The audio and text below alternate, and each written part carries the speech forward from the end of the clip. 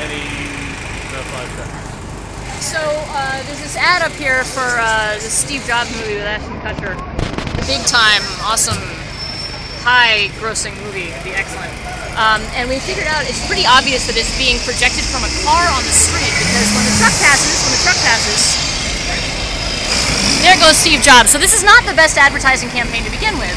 The projector, if you go around the side, which we won't because the dude's getting a little bit uppity, the projector's just sitting out the car. And how anybody thinks this is a viable business model in New York City is completely beyond me, because anybody in New York City, any graffiti artist worth half his salt is going to go and with that right away. Any shadow puppet artist worth half his salt is going to go with that right away. So the guy comes up to me, he's like, "Don't touch anything that's not yours." I'm like, "Is that building yours?" He's like, "No, but this is not yours. Why did you touch something that's not yours?" I'm like, and who does he look like? And who does he look like? Who does he look like? Who does he remind you of exactly? He doesn't remind me of anybody. Who does he remind you of? The nihilist from The Big Lebowski. Yes. So Alex, what was the point that you just made about like? Well, you're shining a projector-style light Right. across 14th Street. Into cars, basically. I mean, look at that right there. Yeah. That's a light going into a car. And the guys are right looking there. at it like, what the this is totally a problem for us. Is that light in your eyes? We got a lawyer here.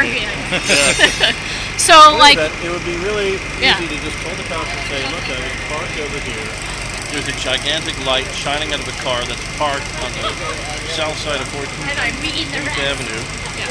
What the hell is going on? And this is not a legitimate form of advertising. Like, somebody has clearly paid him to do this, but like, it's not something where legally he has the rights. He's paid money to actually put that up there. And that's probably why the guy was nervous, is because like, you know, he has no legal right to be here. So of course he's about as like confident as a paparazzi who always tried to fade into the background. So we got like a legal case that could happen here, but for the most part, this is an illegitimate ad campaign.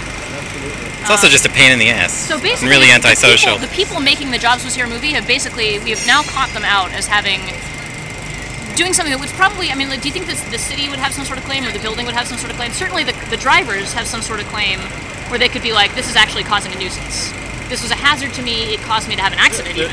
There's no question. And Ben, I doubt that CBS knows that it's a party to the Jobs' advertising campaign. Because if they knew that they were a party, if CBS knew that they were being advertised on, they would want money for being advertised on. Right. So this is just not a legitimate form of advertising, and the guy was very, very upset when I basically put a sock on his projector.